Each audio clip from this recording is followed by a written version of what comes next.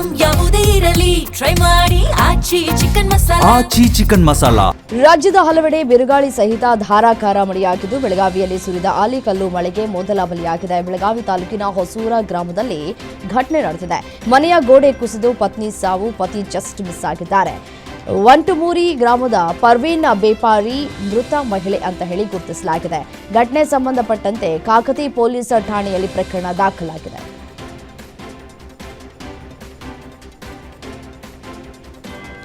ಬೆಳಗಾವಿ ಜಿಲ್ಲೆಯಾದ್ಯಂತ ಮಳೆ ಅಬ್ಬರಿಸಿದೆ. ಜಿಲ್ಲೆಯ ಶಿವಬಸವನಗರ ಎಸ್ಪಿ ಕಚೇರಿ ಸೇರಿದಂತೆ ಹಲವು ಕಡೆ ಆಲಿಕಲ್ಲು, ಗುಡುಗು ಸಹಿತ ಭಾರೀ ಮಳೆಯಾಗಿದೆ.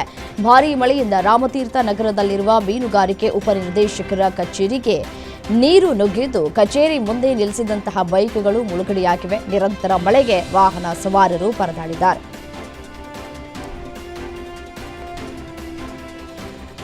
ವಿಜಯಪುರದಲ್ಲಿ ವರುಣ ಅಬ್ಬರಿಸಿದ್ದು ಜನ ತತ್ತರಿಸಿ ಹೋಗಿದ್ದಾರೆ. ಜಿಲ್ಲೆಯ ಮುದ್ದೇಬಿಹಾಳ ತಾಲೂಕಿನ ಬಿದರಕುಂದಿ ಸೇರಿದಂತೆ ಹಲವೆಡೆ ಗುಡುಗು ಸಹಿತ ಆಲಿಕಲ್ಲು ಮಳೆಯಾಗಿದೆ. ಬಿಸಿಲಿನಿಂದ ಬೆಂದು ಹೋಗಿದ್ದ ಜನತೆಗೆ ಈ ಮಳೆ ತಂಪು ನೀಡಿದ್ದರೂ ರೈತರ ಕಣ್ಣಲ್ಲಿ ನೀರು ತರಿಸಿದೆ. ಆಲಿಕಲ್ಲು ಮಳೆಯ ಹೊಡೆತಕ್ಕೆ ದ್ರಾಕ್ಷಿ, ಮೆಕ್ಕೆಜೋಳ ಸೇರಿದಂತೆ ಹಲವು ಬೆಳೆಗಳು ನೆಲಸಮಾಗಿರುವುದನ್ನು ಕಂಡು ರೈತರು ಕಂಗಾಲಾಗಿದ್ದಾರೆ.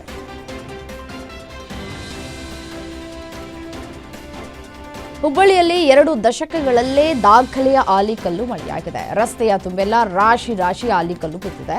ಮಳೆಯ ನಂತರ ಎಲ್ಲೆಂದರಲ್ಲಿ ಆಲಿಕಲ್ಲು ಕಂಡು ಜನತೆ ಸಂತಸವನ್ನು ವ್ಯಕ್ತಪಡಿಸ್ತಾ ಇದ್ದಾರೆ.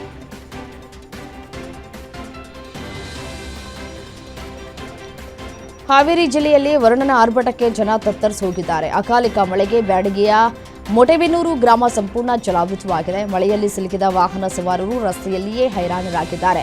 ಕಾದು ಕೆಂಡವಾಗಿದ್ದಂತಹ ಭೂಮಿಗೆ ತಂಪೆರೆದಂತಹ ಮಳೆರಾಯ. ಬ್ಯಾಡಗಿ, ಶಿಗ್ಗಾವಿ ತಾಲೂಕಿನಲ್ಲಿ ಸುರಿದ ರಾಶಿ ರಾಶಿ ಆಲಿಕಲ್ಲು ಮಳೆ ಸುರಿದಿದೆ. ಹುಬ್ಬಳ್ಳಿಯಲ್ಲಿ ವರ್ಷದ ಮೊದಲ ಮಳೆ ಸುರಿದಿದ್ದು ಜನರಲ್ಲಿ ಸಂತಸ ತುಂಬಿದೆ. ನಗರದಾದ್ಯಂತ ಹಲವು ಭಾಗಗಳಲ್ಲಿ ಸುಮಾರು 1 ಗಂಟೆಗಳ ಕಾಲ ಮಳೆಯಾಗಿದೆ. ಆಲಿಕಲ್ಲು ಸೇರಿದಂತೆ ಗುಡುಗು ಸಹಿತ ಭಾರೀ ಮಳೆ ಬಂದ ಹಿನ್ನೆಲೆ ಸುಡು ಬಿಸಿಲಿಗೆ ಕಂಗಾಲಾಗಿದ್ದ ಜನ ಮಳೆ ಕಂಡು ಸಂತಸಪಟ್ಟಿದ್ದಾರೆ. ಇನ್ನು ಮಳೆಯ ರಭಸಕ್ಕೆ ಹಲವು ಪ್ರದೇಶಗಳಲ್ಲಿ ನೀರು ತುಂಬಿಕೊಂಡಿದ್ದು ಹುಬ್ಬಳ್ಳಿಯ ಧೂಳು ಮಳೆಯಲ್ಲಿ ಹಾರಿ ಹೋಗಿದೆ. ಧಾರವಾಡದಲ್ಲಿ ಗುಡುಗು ಸಹಿತ ಭಾರೀ ಮಳೆಯಾಗಿದೆ. ಜಿಲ್ಲೆಯಾದ್ಯಂತ ಹಲವೆಡೆ ಭಾರೀ ಮಳೆಯಾಗಿದ್ದು ಹಲವಾರು ರಸ್ತೆಗಳು ಜಲಾವೃತವಾಗಿವೆ. ಸತತ ಅರ್ಧ ಗಂಟೆಗಳ ಕಾಲ ಸುರಿದಂತಹ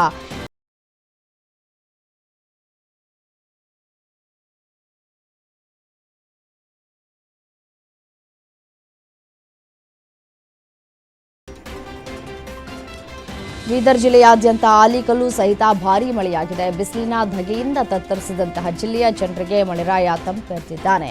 ಮಳೆಗೆ ವಾಹನ ಸವಾರರು ಪರದಾಟವನ್ನು ನಡೆಸಿದ್ದಾರೆ.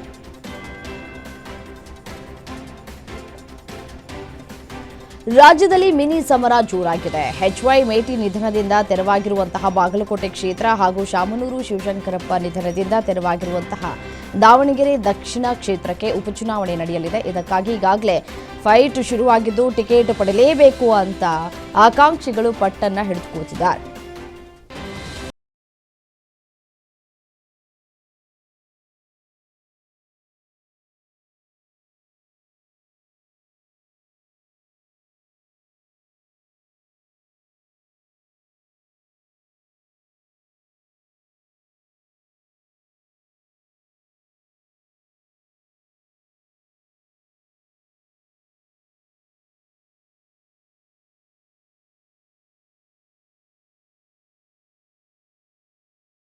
ಕಾರಣದಲ್ಲಿ ಮಹತ್ವದ ಬೆಳವಣಿಗೆ ನಡೆದಿದೆ. ಹಿರಿಯ ಕಾಂಗ್ರೆಸ್ ಶಾಸಕರು ಸಿಎಂ ಸಿದ್ದರಾಮಯ್ಯ ಅವರನ್ನ ಭೇಟಿ ಮಾಡಿ ಸಚಿವ ಸಂಪುಟ ಪುನರಚನೆ ವೇಳೆ ಕನಿಷ್ಠ 20 ಹಿರಿಯ ಶಾಸಕರಿಗೆ ಸಚಿವ ಸ್ಥಾನ ನೀಡಬೇಕು ಅಂತ ಆಗ್ರಹವನ್ನು ವ್ಯಕ್ತಪಡಿಸಿದ್ದಾರೆ.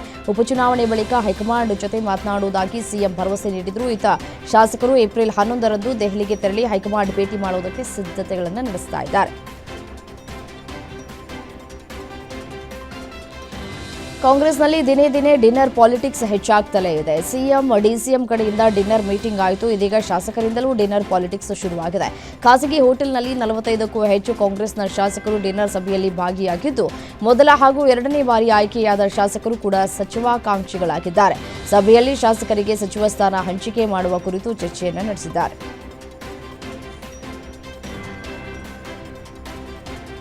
ಚಿತ್ರದುರ್ಗದ ರೇಣುಕಾಸ್ವಾಮಿ ಕೊಲೆ ಪ್ರಕರಣದಲ್ಲಿ ಪರಪ್ಪನ ಅಗ್ರಹಾರ ಜೈಲಿನಲ್ಲಿರುವ ಕನ್ನಡ ಚಿತ್ರರಂಗದ ನಟ ದರ್ಶನ್ ಅವರ ಅರ್ಜಿಗೆ ಕೋರ್ಟ್ ಅಸ್ತು ಎಂದಿದೆ. ಈ ಮೂಲಕ ನಟನಿಗೆ ಪರವಾಗಿ ತೀರ್ಪು ಕೂಡ ಬಂದಿದೆ. ಜೈಲಿನ ಒಳ ಸಂದರ್ಶನಕ್ಕೆ ಒಪ್ಪಿಗೆ ಸೂಚಿಸಿ ಕೋರ್ಟ್ ಆದೇಶವನ್ನು ಕೊಟ್ಟಿದೆ. ಜೈಲ್ ಸೂಪರಿಂಟೆಂಡೆಂಟ್ಗೆ ಅಧಿಕಾರ ನೀಡಿದಂತಹ ಕೋರ್ಟ್ ಜೈಲ್ ಮ್ಯಾನ್ಯುಯಲ್ ಪ್ರಕಾರ ಒಳ ಸಂದರ್ಶನಕ್ಕೆ ಅವಕಾಶ ನೀಡಿ ಆದೇಶವನ್ನು ಕೊಟ್ಟಿದೆ. ಸೂಪರಿಂಟೆಂಡೆಂಟ್ ಮನವಿ ಮಾಡಿ ಒಪ್ಪಿಗೆ ಸೂಚಿಸಿದರೆ ಒಳ ಸಂದರ್ಶನಕ್ಕೆ ಅವಕಾಶ ಅಂತ ಹೇಳಿ ಆದೇಶದಲ್ಲಿ ತಿಳಿಸಿದೆ. 15 ದಿನಗಳ ಹಿಂದೆಯಷ್ಟೇ ಜನಿಸಿದ್ದ ಮಗು ಏಕಾಏಕಿ ಸಾವನ್ನಪ್ಪಿದ್ದು ತಂದೆ ಮೇಲೆ ಅನುಮಾನ ವ್ಯಕ್ತವಾಗಿದೆ. ಬೆಳಗಾವಿ ತಾಲೂಕಿನ ಓಖಡ ಗ್ರಾಮದಲ್ಲಿ 15 ದಿನಗಳ ಹಿಂದೆಯಷ್ಟೇ ಜನಿಸಿದ್ದ ಮಗು ಪ್ರಿಯಾಂಕಾ ಸಾವನ್ನಪ್ಪಿದ್ದು ತಂದೆಯೇ ಮಗುವಿಗೆ ವಿಷಪ್ರಾಶನ ಮಾಡಿರುವ ಆರೋಪ ಕೇಳಿಬಂದಿದೆ. ಬಿಮ್ಸ್ ಆಸ್ಪತ್ರೆ ಮುಂದೆ ಮಗುವಿನ ಶವವನ್ನು ಇಟ್ಟು ಪೋಷಕರು ಆಕ್ರೋಶವನ್ನು ವ್ಯಕ್ತಪಡಿಸಿದ್ದು, ಮತ್ತೊಂದು ಕಡೆ ಮಗುವಿನ ತಂದೆ ಭೀಮರಾಯ ತಲೆಮರೆಸಿಕೊಂಡಿದ್ದಾನೆ. ಪೊಲೀಸರು ಮರಣೋತ್ತರ ಪರೀಕ್ಷೆ ವರದಿ ಬಳಿಕ ಮುಂದಿನ ಕ್ರಮದ ಭರವಸೆಯನ್ನು ಕೊಟ್ಟಿದ್ದಾರೆ.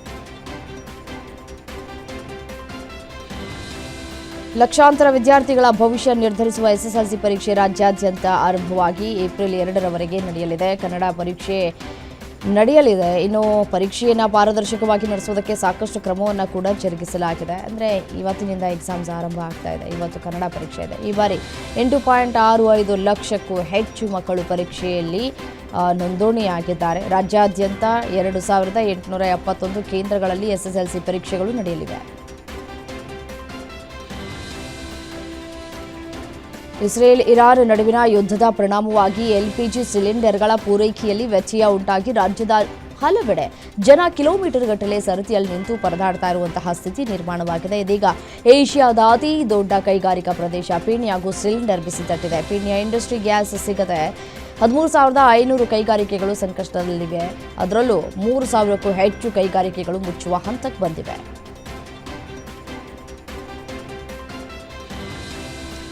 ಬೆಂಗಳೂರಿನಲ್ಲಿ ಹೋಟೆಲ್ ಊಟವನ್ನೇ ನೆಚ್ಚಿಕೊಂಡಿದ್ದವರು ಬೀದಿಗೆ ಬೀಳೋ ಪರಿಸ್ಥಿತಿ ಎದುರಾಗಿದೆ. ಇದರ ನಡುವೆ ಚಾಮರಾಜಪೇಟೆಯ ಹೆಸರುವಾಸಿ ಕನ್ನಡ ತಿಂಡಿ ಹೋಟೆಲ್ ಕ್ಲೋಸ್ ಆಗಿದೆ. ಗ್ರಾಹಕರಿಗೆ ಕಡಿಮೆ ದರಕ್ಕೆ ತಿಂಡಿ ವಿತರಿಸ್ತಾ ಇದ್ದಂತಹ ಹೋಟೆಲ್ ಈಗ ಗ್ಯಾಸ್ ಸಿಗದ ಕಾರಣ ಬಂದ್ ಅಂತ ಬೋರ್ಡ್ ಹಾಕಿದೆ. ಅರ್ಜಿಯನ್ನ ಹೈಕೋರ್ಟ್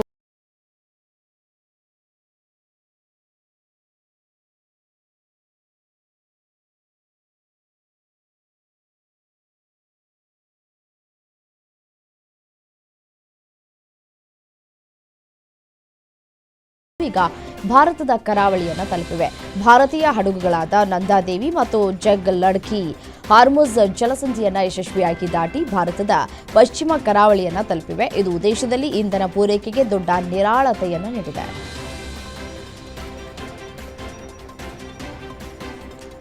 ದೇಶದಲ್ಲಿ ಅಡುಗೆ ಅನಿಲ ಬಿಕ್ಕಟ್ಟಿನ ಮಧ್ಯೆ ಪೆಟ್ರೋಲಿಯಂ ಸಚಿವಾಲಯ ಎಲ್ಪಿಜಿ ಬಯೋಮೆಟ್ರಿಕ್ ಆಧಾರ್ ದೃಢೀಕರಣವನ್ನು ದೃಢೀಕರಿಸದ ಎಲ್ಪಿಜಿ ಗ್ರಾಹಕರು ಮಾತ್ರ ಮಾಡಿಸಿಕೊಳ್ಳುವುದು ಅಗತ್ಯ, ಆದರೆ ಎಲ್ಲ ಗ್ರಾಹಕರಿಗೆ ಅಲ್ಲ ಅಂತ ಸ್ಪಷ್ಟಪಡಿಸಿದೆ. ಸಚಿವಾಲಯ ತನ್ನ ಅಧಿಕೃತ ಎಕ್ಸ್ ಹ್ಯಾಂಡಲ್ನಲ್ಲಿ ಎಲ್ಲ ದೇಶೀಯ ಎಲ್ಪಿಜಿ ಗ್ರಾಹಕರು ಈ ಕೆವೈಸಿ ಪೂರ್ಣಗೊಳಿಸುವುದು ಕಡ್ಡಾಯ ಅಂತ ಪೋಸ್ಟ್ ಮಾಡಿತ್ತು. ಜೊತೆಗೆ ಗ್ರಾಹಕರನ್ನ ತೈಲ ಮಾರ್ಕೆಟಿಂಗ್ ಕಂಪನಿಯ ಮೊಬೈಲ್ ಅಪ್ಲಿಕೇಶನ್ ಮತ್ತು ಆಧಾರ್ ಫೇಸ್ ಆರ್ಡಿ ಅಪ್ಲಿಕೇಶನ್ ಬಳಸಿ ಪರಿಶೀಲಿಸುವುದಕ್ಕೆ ಕೇಳಿತು. ಇದೀಗ ಈ ಬಗ್ಗೆ ಸ್ಪಷ್ಟೀಕರಣ ನೀಡಿದೆ.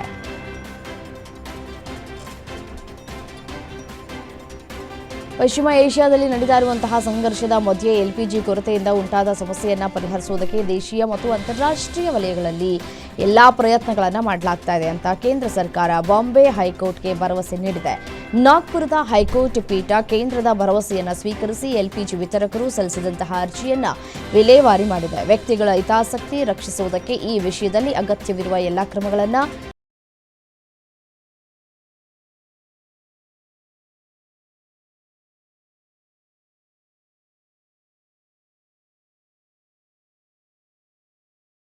ಅಡ್ಡಿ ಉಂಟಾಗ್ತಾ ಇದ್ದು, ಈ ಬಗ್ಗೆ ತಿಳಿವಳಿಕೆ ಹೇಳಬೇಕು ಅಂತ ಒತ್ತಾಯಿಸಿ ರಾಜ್ಯಸಭೆ ಸದಸ್ಯ ಎಚ್.ಡಿ. ದೇವೇಗೌಡರು ಕಾಂಗ್ರೆಸ್ ಸಂಸದೀಯ ಪಕ್ಷದ ಅಧ್ಯಕ್ಷೆ ಸೋನಿಯಾ ಗಾಂಧಿ ಅವರಿಗೆ ಪತ್ರವನ್ನು ಬರೆದಿದ್ದಾರೆ. ಬಜೆಟ್ ಅಧಿವೇಶನದ ವೇಳೆ ಪ್ರತಿಪಕ್ಷಗಳ ಸದಸ್ಯರು ನಿರಂತರವಾಗಿ ಕಲಾಪಕ್ಕೆ ಅಡ್ಡಿಪಡಿಸ್ತಾ ಇದ್ದು, ಇದು ಸಂಸತ್ತಿನ ಘನತೆ ಕುಗ್ಗಿಸ್ತಾ ಇದೆ ಮತ್ತು ಸಂಸದೀಯ ಪ್ರಜಾಪ್ರಭುತ್ವದ ಮೂಲ ತತ್ವಗಳಿಗೆ ಧಕ್ಕೆ ಉಂಟು ಮಾಡ್ತಾ ಇದೆ ಅಂತ ಅವರು ಆತಂಕವನ್ನು ವ್ಯಕ್ತಪಡಿಸಿದ್ದಾರೆ.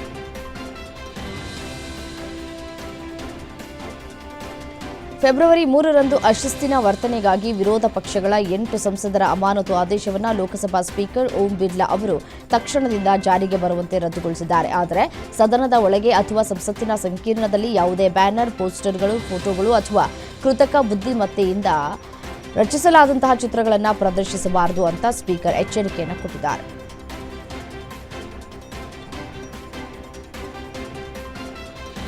ಬಲವಂತ, ಮೋಸದ ಧಾರ್ಮಿಕ ಮತಾಂತರಗಳನ್ನು ತಡೆಯುವ ಗುರಿ ಹೊಂದಿರುವ ಧಾರ್ಮಿಕ ಸ್ವಾತಂತ್ರ್ಯ ಕಾಯ್ದೆ 2026ರ ಮಸೂದೆಯನ್ನು ಮಹಾರಾಷ್ಟ್ರ ವಿಧಾನಸಭೆ ಅಂಗೀಕರಿಸಿದೆ.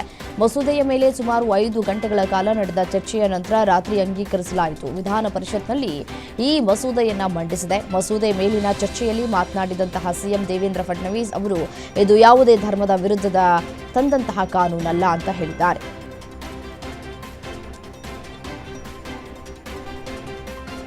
ಕೇಂದ್ರ ಚುನಾವಣಾ ಆಯೋಗ ಮತ್ತು ಬಂಗಾಳ ಸಿಎಂ ಮಮತಾ ಬ್ಯಾನರ್ಜಿ ಅವರ ನಡುವೆ ಮತ್ತೊಂದು ಸುತ್ತಿನ ವಾಕ್ಸಮರ ಶುರುವಾಗಿದೆ.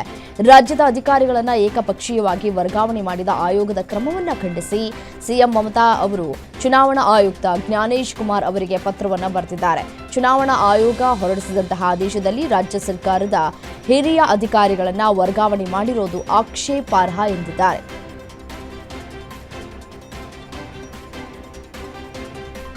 ಮುಂಬರುವ ಪಶ್ಚಿಮ ಬಂಗಾಳ ವಿಧಾನಸಭಾ ಚುನಾವಣೆಗೆ ಆಡಳಿತಾರೂಢ ಟಿಎಂಸಿ ಮಂಗಳವಾರ ತನ್ನ ಅಭ್ಯರ್ಥಿಗಳ ಪಟ್ಟಿಯನ್ನು ಪ್ರಕಟಿಸಿದ್ದು, ಪಕ್ಷದ ಮುಖ್ಯಸ್ಥೆ ಮತ್ತು ಮುಖ್ಯಮಂತ್ರಿ ಮಮತಾ ಬ್ಯಾನರ್ಜಿ ಅವರು ತಮ್ಮ ಪಕ್ಷ ರಾಜ್ಯದ 294 ಸ್ಥಾನಗಳ ಪೈಕಿ 291 ಸ್ಥಾನಗಳಲ್ಲಿ ಮಾತ್ರ ಸ್ಪರ್ಧಿಸುವುದಾಗಿ ಘೋಷಿಸಿದ್ದಾರೆ.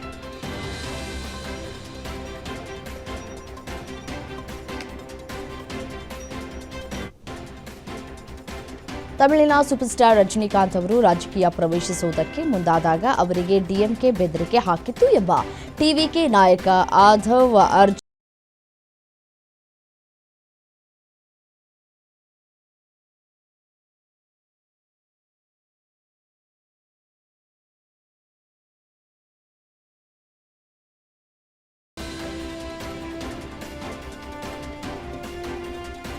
ನನಗೆ ನಯನತಾರಾ ಬೇಕು, ನೀವು ಕನಸನ್ನ ಈಡೇರಿಸುವಿರಾ ಅಂತ ಎಐಎಡಿಎಂಕೆ ಮಾಜಿ ಸಚಿವ ಹಾಲಿ ರಾಜ್ಯಸಭಾ ಸದಸ್ಯ ಷಣ್ಮುಗಂ ತಮಿಳುನಾಡು ಸಿಎಂ ಸ್ಟಾಲಿನ್ಗೆ ಪ್ರಶ್ನಿಸಿದ್ದು ಈಗ ಭಾರೀ ಚರ್ಚೆಗೆ ಗ್ರಾಸವಾಗಿದೆ. ಚುನಾವಣಾ ಪ್ರಚಾರದ ವೇಳೆ ಸ್ಟಾಲಿನ್ ಅವರು ನಿಮ್ಮ ಕನಸನ್ನ ನಮಗೆ ತಿಳಿಸಿ, ಆ ಕನಸನ್ನ ನಾವು ನನಸು ಮಾಡ್ತೇವೆ ಎಂಬ ಹೇಳಿಕೆಯನ್ನ ವ್ಯಂಗ್ಯ ಮಾಡುವುದಕ್ಕೆ ನಟಿ ನಯನತಾರಾ ಅವರ ಹೆಸರನ್ನ ಷಣ್ಮುಗಂ ಎಳೆದು ತಂದಿದ್ದಾರೆ.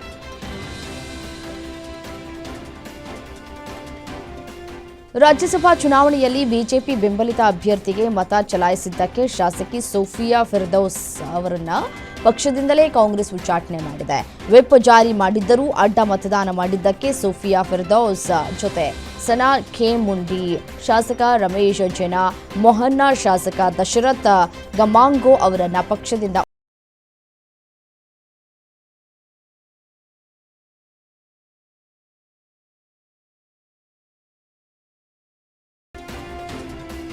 ರಕ್ಷಣಾ ಪಡೆಗಳ ಮುಖ್ಯಸ್ಥ ಜನರಲ್ ಅನಿಲ್ ಚೌಹಾಣ್ ಅವರ ಅಧಿಕಾರ ಅವಧಿ ಮೇ ತಿಂಗಳಲ್ಲಿ ಪೂರ್ಣಗೊಳ್ಳಲಿದ್ದು, ಅವರ ಉತ್ತರಾಧಿಕಾರಿ ಆಯ್ಕೆ ಕುರಿತು ಚರ್ಚೆಗಳು ಚುರುಕುಗೊಂಡಿವೆ. 3 ನಿವೃತ್ತ ಅಧಿಕಾರಿಗಳು ಪ್ರಮುಖ ಸ್ಪರ್ಧಿಗಳಾಗಿ ಹೊರಹೊಮ್ಮುತ್ತಾ ಇದ್ದಾರೆ. Lieutenant general NS Raja Subramani, lieutenant general AK Singh ಮತ್ತು ಏರ್ ಮಾರ್ಷಲ್ ಪಿಎಂ ಸಿನ್ಹಾ ಇವರೆಲ್ಲರೂ ಉನ್ನತ ಕಾರ್ಯಾಚರಣೆಯ ಪಾತ್ರಗಳನ್ನು ನಿರ್ವಹಿಸಿದ್ದಾರೆ. ಭಾರತದ ರೈಲ್ವೆ ವ್ಯವಸ್ಥೆಯನ್ನು ಸಂಪೂರ್ಣವಾಗಿ ಪರಿಸರ ಸ್ನೇಹಿಯನ್ನಾಗಿ ಮಾಡುವತ್ತ ಹೈಡ್ರೋಜನ್ ರೈಲು ಒಂದು ಪ್ರಮುಖ ಹೆಜ್ಜೆಯಾಗಿದೆ.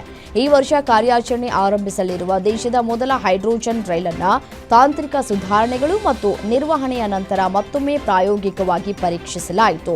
ಈ ಹೈಡ್ರೋಜನ್ ರೈಲು ಆರಂಭದಲ್ಲಿ ಹರಿಯಾಣದ ಜಿಂದ್ ಸೋನಿಪತ್ ಮಾರ್ಗದಲ್ಲಿ ಸುಮಾರು 89 ಕಿಲೋಮೀಟರ್ ವ್ಯಾಪ್ತಿಯಲ್ಲಿ ಓಡಲಿದೆ. ಪಿಸ್ತೂಲ್ ಲೋಡ್ ಮಾಡುವುದನ್ನು ಕಲಿಯುವಾಗ ನಗುತ್ತಲೇ ಎದೆಗೆ ಶೂಟ್ ಮಾಡಿಕೊಂಡಿರುವ ಘಟನೆ ನವದೆಹಲಿಯ ದಲ್ಲೂಪುರದಲ್ಲಿ ನಡೆದಿದೆ. 28 ವರ್ಷದ ಪವನ್ ಮೃತ ಯುವಕ ಪಿಸ್ತೂಲ್ ಲೋಡ್ ಮಾಡುವುದನ್ನು ಕಲಿಯುವಾಗ ಎದೆಗೆ ಶೂಟ್ ಮಾಡಿಕೊಂಡು ಸಾವನ್ನಪ್ಪಿದ್ದು ವಿಡಿಯೋ ಸಾಮಾಜಿಕ ಜಾಲತಾಣದಲ್ಲಿ ವೈರಲ್ ಆಗಿದೆ.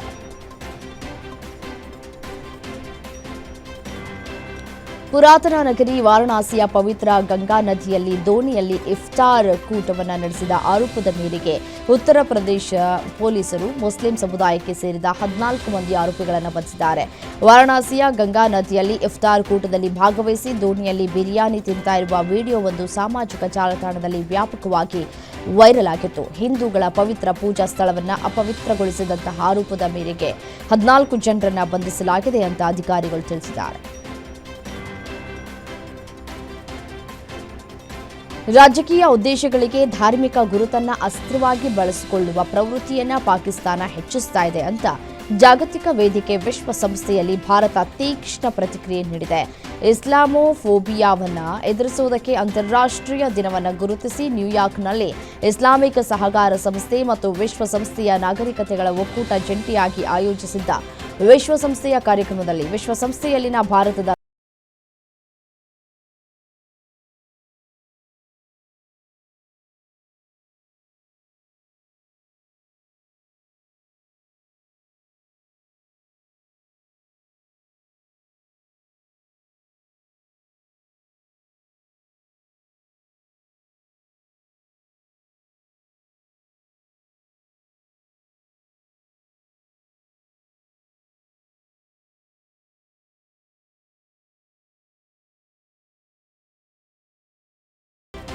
ಇಸ್ರೇಲ್ ಹಾಗೂ ಅಮೆರಿಕ ವಿರುದ್ಧದ ಯುದ್ಧದಲ್ಲಿ ಇರಾನ್ ನೆತನ್ಯಾಹು ಅವರನ್ನ ಕೊಂದು ಮುಗಿಸಿದ್ಯಾ? ಹೀಗೊಂದು ಅನುಮಾನ ವದಂತಿ ಜೋರಾಗಿತ್ತು. ಈ ಎಲ್ಲ ವದಂತಿಗಳಿಗೆ ಖುದ್ದು ನೆತನ್ಯಾಹು ತೆರೆ ಎಳೆದಿದ್ದಾರೆ.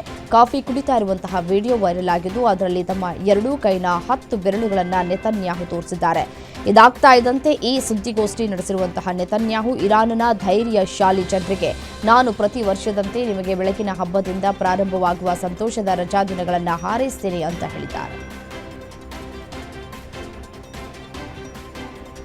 ಇರಾನ್ ಮೇಲಿನ ದಾಳಿಗಳನ್ನು ಮತ್ತೆ ಮತ್ತೆ ಸಮರ್ಥಿಸಿಕೊಳ್ತಾ ಇರುವ ಅಮೆರಿಕದ ಅಧ್ಯಕ್ಷ ಡೊನಾಲ್ಡ್ ಟ್ರಂಪ್ ಆ ದೇಶವು ಪರಮಾಣು ಶಸ್ತ್ರಾಸ್ತ್ರಗಳನ್ನು ಹೊಂದೋದಕ್ಕೆ ಬಿಡಬಾರದು, ಹಾಗೊಂದು ವೇಳೆ ಅದು ಅಣುಬಾಂಬ್ಗಳನ್ನು ಪಡೆದರೆ ತಕ್ಷಣವೇ ಬಳಸುತ್ತದೆ ಅಂತ ಆರೋಪಿಸಿದ್ದಾರೆ.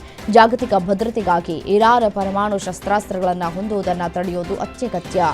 ಆ ದೇಶದ ಹಿಡಿತದಲ್ಲಿ ಮಾರಕ ಬಾಂಬ್ಗಳು ಸಿಕ್ಕರೆ ಇಡೀ ಮಧ್ಯಪ್ರಾಚ್ಯವನ್ನೇ ನಾಶ ಮಾಡುತ್ತದೆ ಅಂತ ವಾದಿಸಿದ್ದಾರೆ.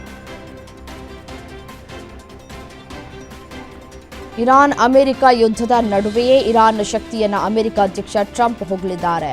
ಕತಾರ್, ಸೌದಿ, ಯುಎಇ, ಬಹ್ರೇನ್ ಮತ್ತು ಕುವೈತ್ ಮೇಲೆ ಇರಾನ್ ದಾಳಿ ಮಾಡಿದ್ದು ಈ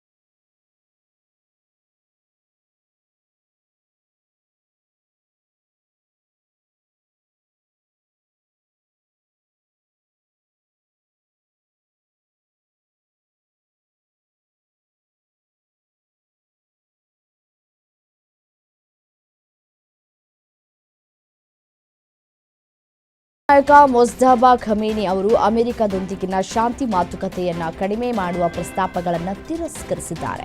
ಇದೀಗ ನಡೀತಾ ಇರುವ ಯುದ್ಧದಲ್ಲಿ ಅಮೆರಿಕ ಮತ್ತು ಇಸ್ರೇಲ್ ನಮ್ಮೆದುರು ಮಂಡಿಯೂರಬೇಕು ಅಂತ ಪ್ರತಿಪಾದಿಸಿದ್ದಾರೆ. ತಮ್ಮ ಮೊದಲ ವಿದೇಶಾಂಗ ನೀತಿ ಅಧಿವೇಶನದಲ್ಲಿ ಹೊಸ ಸುಪ್ರೀಂ ನಾಯಕ ಅಮೆರಿಕ ಮತ್ತು ಇಸ್ರೇಲ್ ವಿರುದ್ಧ ಸೇಡು ತೀರಿಸಿಕೊಳ್ಳುವ ಬಗ್ಗೆ ಶಪಥ ಮಾಡಿದ್ದಾರೆ.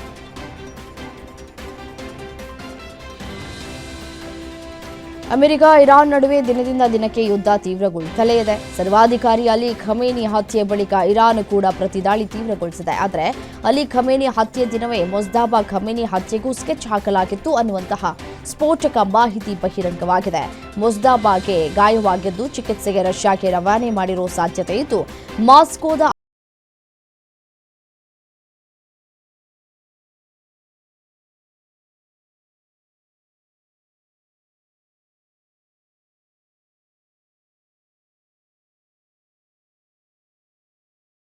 ಮೇಲೆ ಇಸ್ರೇಲ್ ದಾಳಿ ನಡೆಸಿದೆ.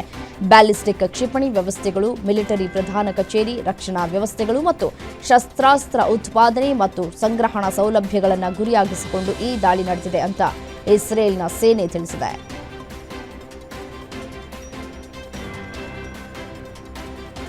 ಇರಾನ್ ಮೇಲಿನ ಇಸ್ರೇಲ್ ಮತ್ತು ಅಮೆರಿಕ ಜಂಟಿ ದಾಳಿಯನ್ನ ರಷ್ಯಾ ಖಂಡಿಸಿದೆ. ತೀವ್ರ ಹಿಂಸಾಚಾರದಿಂದ ಹಲವು ನಾಗರಿಕರು ಸಾವು ನೋವನ್ನು ಅಪ್ಪಿದ್ದಾರೆ. ಜೊತೆಗೆ ಈ ಪ್ರದೇಶದಲ್ಲಿ ಮೂಲಭೂತ ಸೌಕರ್ಯಗಳಿಗೆ ವ್ಯಾಪಕವಾಗಿ ಹಾನಿಯುಂಟಾಗಿದೆ ಅಂತ ರಷ್ಯಾ ಪ್ರತಿಕ್ರಿಯೆ ನೀಡಿದೆ. ರಷ್ಯಾ ವಿದೇಶಾಂಗ ಸಚಿವಾಲಯ ಹೇಳಿಕೆ ಬಿಡುಗಡೆ ಮಾಡಿ ಇರಾನ್ ಮೇಲಿನ ಅಮೆರಿಕದ ಅಪ್ರಚೋದಿತ ದಾಳಿಯನ್ನ ಖಂಡಿಸುವ ಜೊತೆಗೆ ತಕ್ಷಣವೇ ಯುದ್ಧ ಕೊನೆಗೊಳಿಸುವಂತೆ ಕರೆ ನೀಡಿದೆ. ಇರಾನ್ ವಿರುದ್ಧದ ಯುದ್ಧದಲ್ಲಿ ನಾವು ಗೆದ್ದಿದ್ದೇವೆ ಅಂತ ಬೀಗುತ್ತಿರುವ ಅಮೆರಿಕದ ಅಧ್ಯಕ್ಷ ಡೊನಾಲ್ಡ್ ಟ್ರಂಪ್ ಅವರಿಗೆ ದೊಡ್ಡ ಹಿನ್ನಡೆಯಾಗಿದೆ. ರಾಷ್ಟ್ರೀಯ ಭಯೋತ್ಪಾದನಾ ನಿಗ್ರಹ ಕೇಂದ್ರದ ರಾಷ್ಟ್ರೀಯ ಗುಪ್ತಚರ ನಿರ್ದೇಶಕ ಜೋ ಕೆಂಟ್ ತಮ್ಮ ಹುದ್ದೆಗೆ ರಾಜೀನಾಮೆ ನೀಡಿದ್ದಾರೆ. ಇರಾನ್ ನಮ್ಮ ರಾಷ್ಟ್ರಕ್ಕೆ ಯಾವುದೇ ಬೆದರಿಕೆಯನ್ನ ಒಡ್ಲಿಲ್ಲ, ಆದರೆ ಇಸ್ರೇಲ್ ಒತ್ತಡದಿಂದ ನಾವು ಯುದ್ಧವನ್ನು ಆರಂಭಿಸಿದ್ದೇವೆ ಅಂತ ರಾಜೀನಾಮೆ ಪತ್ರದಲ್ಲಿ ಉಲ್ಲೇಖಿಸಿದ್ದು ಈಗ ದೊಡ್ಡ ಸಂಚಲನ ಮೂಡಿಸಿದೆ.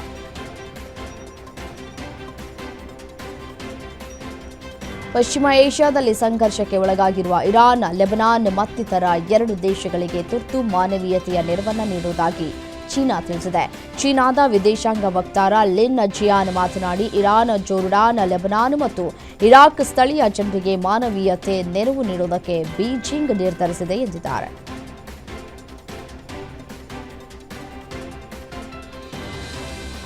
ಅಮೆರಿಕ ಹಾಗೂ ಇಸ್ರೇಲ್ ಇರಾನ್ ಮೇಲೆ ದಾಳಿ ತೀವ್ರಗೊಳಿಸಿವೆ. ಇದೇ ದಾಳಿಯಲ್ಲಿ ಇರಾನ್ ಭದ್ರತಾ ಮುಖ್ಯಸ್ಥ ಅಲಿ ಲಾರಿಜಾನಿ ಹತ್ಯೆಯಾಗಿದೆ ಅಂತ ಇಸ್ರೇಲ್ ರಕ್ಷಣಾ ಸಚಿವ ಮಾಹಿತಿ ನೀಡಿದ್ದಾರೆ. ದಾಳಿಯ ಮೊದಲ ದಿನದಂದು ಸುಪ್ರೀಂ ನಾಯಕ ಅಯತೊಲ್ಲಾ ಅಲಿ ಖಮೇನಿಯನ್ನ ಕಳೆದುಕೊಂಡ ಇರಾನ್ನ ನಾಯಕತ್ವ ಈಗ ಮತ್ತಷ್ಟು ದುರ್ಬಲಗೊಂಡಿದೆ. ಅವರ ಉತ್ತರಾಧಿಕಾರಿ ಮೊಜ್ದಾಬಾ ಖಮೇನಿ ಕೂಡ ಆಸ್ಪತ್ರೆಯಲ್ಲಿದ್ದಾರೆ. ಈಗ ಅಲಿ ಲಾರಿಜಾನಿಯನ್ನ ಕಳೆದುಕೊಂಡು ಇರಾನ್ ಮತ್ತಷ್ಟು ಶಾಕ್ ಆಗಿದೆ. ಕಾಬೂಲ್ನ ಆಸ್ಪತ್ರೆ ಮೇಲೆ ಪಾಕಿಸ್ತಾನ ನಡೆಸಿದ ಭೀಕರ ದಾಳಿಯನ್ನು ಅಫ್ಘಾನಿಸ್ತಾನ ಕ್ರಿಕೆಟ್ ಆಟಗಾರರು ಖಂಡಿಸಿದ್ದಾರೆ. ಪಾಕಿಸ್ತಾನ ಸೇನೆಯಿಂದ ಹತ್ಯೆ ನಡೆದಿದೆ ಅಂತ ರಶೀದ್ ಖಾನ್ ಕಿಡಿಕಾರಿದ್ದಾರೆ. ಪವಿತ್ರ ರಂಜಾನ್ ತಿಂಗಳಲ್ಲಿ ಪಾಕಿಸ್ತಾನದ ವೈಮಾನಿಕ ದಾಳಿಯ ಪರಿಣಾಮವಾಗಿ ಸಂಭವಿಸಿದ ಜೀವಹಾನಿಗೆ ಅಫ್ಘಾನಿಸ್ತಾನ ಕ್ರಿಕೆಟಿಗರು ಆಕ್ರೋಶವನ್ನು ವ್ಯಕ್ತಪಡಿಸಿದ್ದಾರೆ. ಇತ್ತ ಇರಾನ್ ಅಮೆರಿಕ ಯುದ್ಧ ನಡೀತಾ ಇದ್ರೆ ಇತ್ತ ಅಫ್ಘಾನಿಸ್ತಾನ ಪಾಕಿಸ್ತಾನ ಸಂಘರ್ಷ ತಾರಕಕ್ಕೇರಿದೆ. ಅಫ್ಘಾನಿಸ್ತಾನದ ಮೇಲೆ ಪಾಕಿಸ್ತಾನದಿಂದ ಭೀಕರ ಏರ್ ಸ್ಟ್ರೈಕ್ ನಡೆದಿದ್ದು ಕಾಬೂಲ್ನಲ್ಲಿರೋ ಆಸ್ಪತ್ರೆ ಛಿದ್ರವಾಗಿದೆ. 1,000 ಬೆಡ್ ಉಳ್ಳ ಕಾಬೂಲ್ ಆಸ್ಪತ್ರೆ ಮೇಲೆ ಪಾಕ್ ವಾಯು ದಾಳಿ ಮಾಡಿದ್ದು 400ಕ್ಕೂ ಹೆಚ್ಚು ಮಂದಿ ಮೃತಪಟ್ಟಿರುವ ಸಾಧ್ಯತೆ ಇದೆ ಅಂತ ಹೇಳಲಾಗಿದೆ. ಅಲ್ಲದೆ 250 ಮಂದಿ ಗಂಭೀರವಾಗಿ ಗಾಯಗೊಂಡಿದ್ದಾರೆ ಅಂತ ತಾಲಿಬಾನ್ ತಿಳಿಸಿದೆ. ಪಾಕ್ ವಾಯು ದಾಳಿಗೆ ತಕ್ಕ ಪ್ರತ್ಯುತ್ತರ ನೀಡುವುದಾಗಿ ಅಫ್ಘಾನಿಸ್ತಾನ ಸರ್ಕಾರ ಹೇಳಿದೆ. ಮಧ್ಯಪ್ರಾಚ್ಯ ಯುದ್ಧದಿಂದ ಉಂಟಾಗಿರುವ ತೈಲ ಬಿಕ್ಕಟ್ಟಿಗೆ ಶ್ರೀಲಂಕಾ ತತ್ತರಿಸಿದೆ. ತೈಲ ಉಳಿಸೋದಕ್ಕಾಗಿ ವಾರದಲ್ಲಿ 4 ದಿನ ಮಾತ್ರ ಕೆಲಸ, ಬುಧವಾರ ರಜೆ ದಿನವಾಗಿ ಘೋಷಿಸಿ ಆದೇಶವನ್ನು ಹೊರಡಿಸಿದೆ.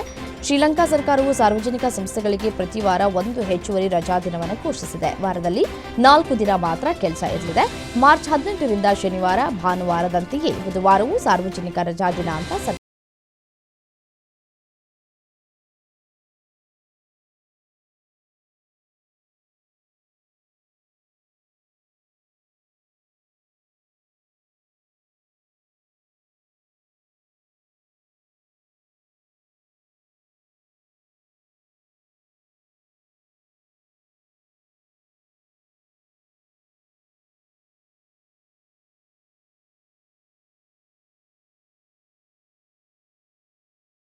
ಟೂರ್ನಿಯಲ್ಲಿ ಡೆಲ್ಲಿ ಕ್ಯಾಪಿಟಲ್ಸ್ ತಂಡದಲ್ಲಿ ಕನ್ನಡಿಗ ಕೆಎಲ್ ರಾಹುಲ್ ದೊಡ್ಡ ಜವಾಬ್ದಾರಿ ನೀಡುವುದಕ್ಕೆ ಟೀಮ್ ಮ್ಯಾನೇಜ್ಮೆಂಟ್ ಬಯಸ್ತಾ ಇದೆ. ಇವರಿಗೆ ಆರಂಭಿಕ ಸ್ಥಾನ ಹಾಗೂ ವಿಕೆಟ್ ಕೀಪರ್ ಜವಾಬ್ದಾರಿಯನ್ನು ನೀಡುವ ಸಾಧ್ಯತೆ ಇದೆ.